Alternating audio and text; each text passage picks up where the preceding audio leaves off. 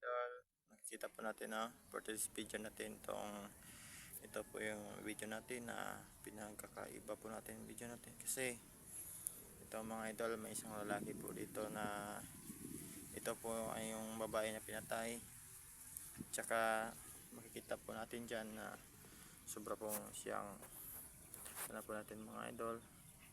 Tsaka naman mga idol, ito yung presidente natin sa taas ay ano po mga idol, siya po ang presidente natin nga walang ano po, walang konsensya sa mga tao mga idol.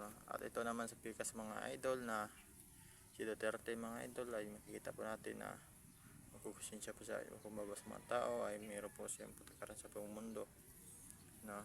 Saka ipakita po natin na ating asawa mga idol na sobrang ganda po natin mga idol.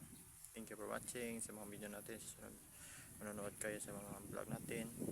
Sana po ay magkaroon po tayo ng malaking views sa mga video. Thank you.